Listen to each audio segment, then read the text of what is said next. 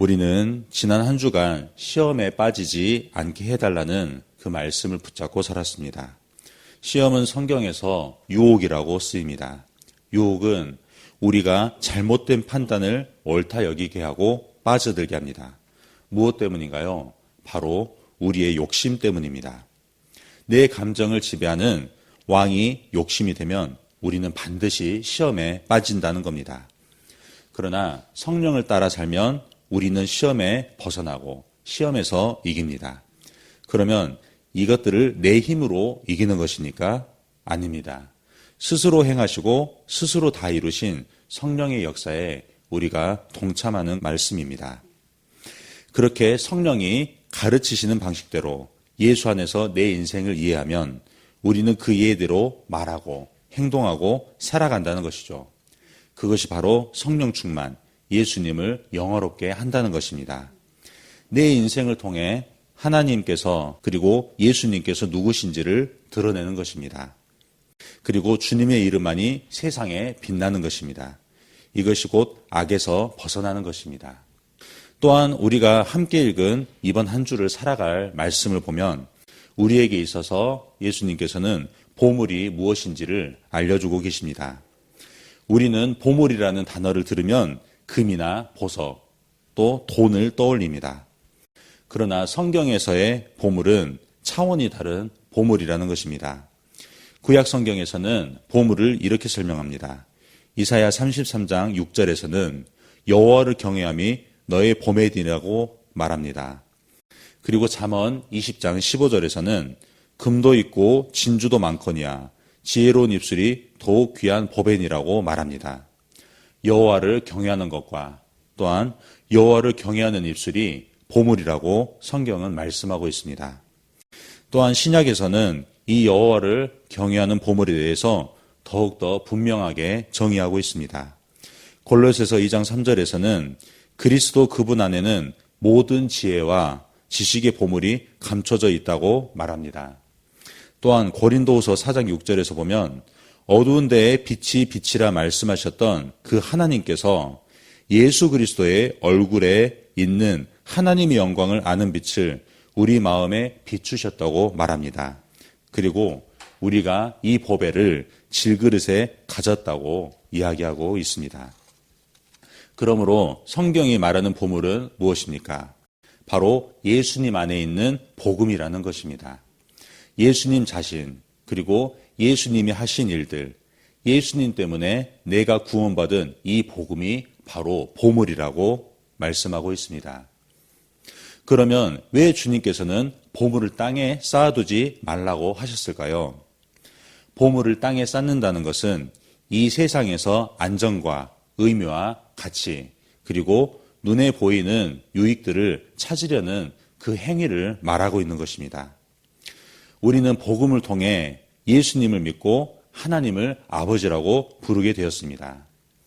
그러나 이 땅에서 복이라고 일컫는 것들을 내 기준조차 살아갈 때 나의 신앙생활은 언제나 자기 열심으로 가득 찰 수밖에 없다는 것입니다. 왜냐하면 내가 이 땅에서 보물을 쌓는 그 신앙생활을 할 때 나의 기도 응답은 반드시 보상으로 드러나야 되기 때문입니다. 좋은 직장과 좋은 차와 좋은 집, 그리고 건강과 같은 눈에 보이는 것들뿐만 아니라 내 인생의 염려나 문제들도 반드시 해결되어져야만 한다는 것이죠. 이러한 신앙은 겉보기에는 매우 경건해 보입니다. 한치의 오차도 없이 내게 주어진 나의 역할과 내 신앙의 그 일정들을 따라서 아침부터 저녁까지 그리고 잠들 때까지 계속해서 그 신앙의 루트를 따라 우리는 살아갈 수 있다는 것입니다. 누가 보아도 경건한 신앙의 모습을 우리는 볼 수 있다는 것입니다. 하지만 우리 예수님께서는 이런 신앙의 결말에 대해 분명하게 경고하고 계십니다. 오늘 본문 19절 말씀입니다. 너희를 위하여 보물을 땅에 쌓아두지 말라. 거기는 점과 동록이 해하며 도둑이 구멍을 뚫고 도둑질하느니라 라고 말씀합니다. 점과 동록이 해하는 인생이 된다는 것이죠. 종과 동록은 옷을 갉아먹는 해충입니다. 마치 점과 동록이 먹어버린 옷처럼 외식하는 신앙은 언젠가는 그 실체가 드러나고 무너진다는 경고라는 것입니다. 에덴 동산에서 범죄한 이후 아담과 하와가 무화과 나무 잎으로 만들어 입은 치마와 같다는 겁니다. 잠시 가려진 것처럼 보였지만 결코 오래 가지 못한다는 것입니다. 외식하는 신앙은 평소에는 괜찮아 보입니다. 그러나 조금만 일이 생겨도 무너져 버린다는 것입니다. 내 열심과 노력은 언제나 한계가 있습니다. 그래서 내 열심으로 하는 그 신앙생활은 언제나 불완전하다는 겁니다. 그 불완전함을 감추기 위해서 어떻게 합니까? 상대를 탓하며 쉽게 분노에 빠질 수 있다는 겁니다. 정죄하고 비난하고 인정받지 못하면 자존감이 무너지면서 나의 연약함을 상대의 탓으로 돌리게 된다는 것입니다. 아무리 열심히 살고 정직하게 살아도 마음 깊은 속에는 늘 불안감이 있다는 것입니다. 그래서 예수님은 이 인생을 도둑이 구멍을 뚫고 도둑질하는 인생이라고 말씀하고 계십니다. 문제를 만나면 만날수록, 나이가 들어가면 들어갈수록 기쁨과 감사와 평안을 하나씩 도둑맞아 버린다는 것입니다. 점점 평안한 얼굴이 아니라 무서운 얼굴이 되어버린다는 것이죠. 삶의 면역력이 없어진다는 겁니다. 상황 하나 바뀌면 무너지고, 또한 평가 하나 바뀌면 흔들리고, 그리고 실패 하나로 자존감이 박살난다는 것입니다. 그래서 어떻습니까? 오히려 변화가 두렵게 되어진다는 것입니다. 도전이 싫고, 그리고 아무 일도 없기만을 바라는 무탈한 인생을 결국에는 쫓아간다는 것입니다. 그러나 쉽게 분노하고 불안해하고 우울해하며 도전을 싫어하는 것은 성격 문제가 아닙니다. 가정 배경이나 부족한 조건이나 어려운 일을 만나서가 아닙니다. 바로 보물을 어디에 두고 있는가 하는 문제라는 것입니다. 한마디로 보물이 있는 위치 문제라는 것입니다.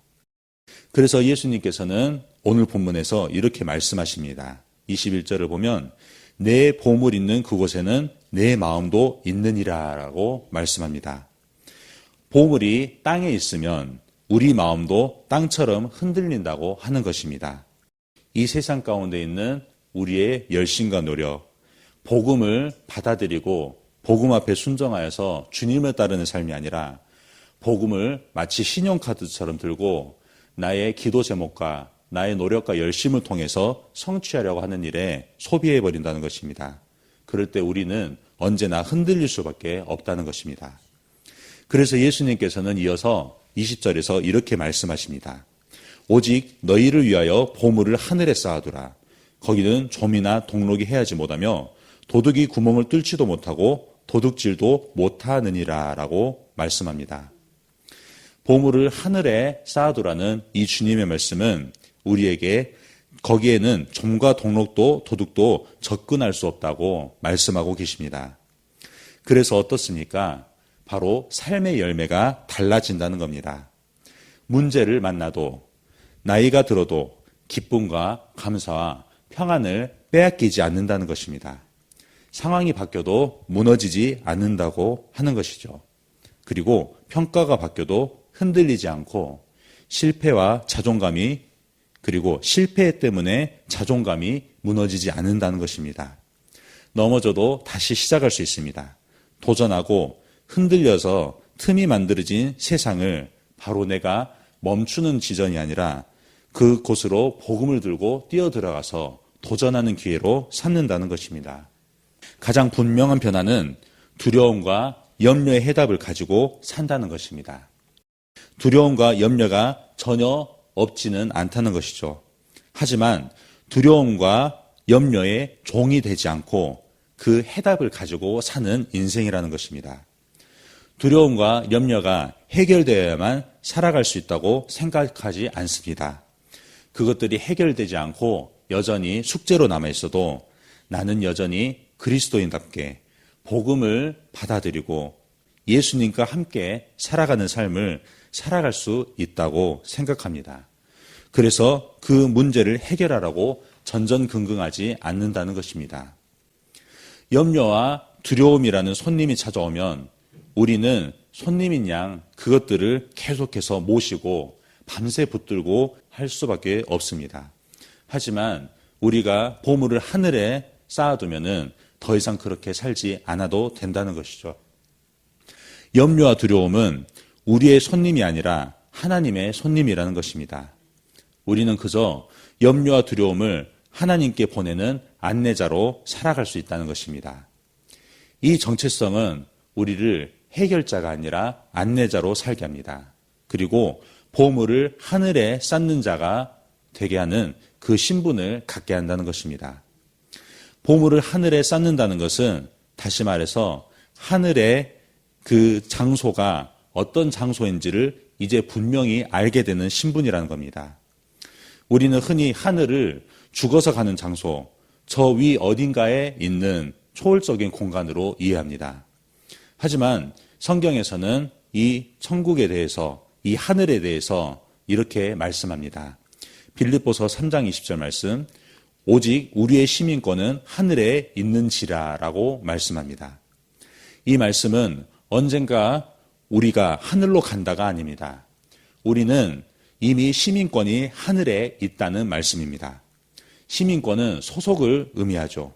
그러니까 성도는 땅에 살고 있지만 이미 하늘에 소속된 존재라는 것을 말씀하고 있습니다. 그러므로 예수님의 말씀은 분명해집니다.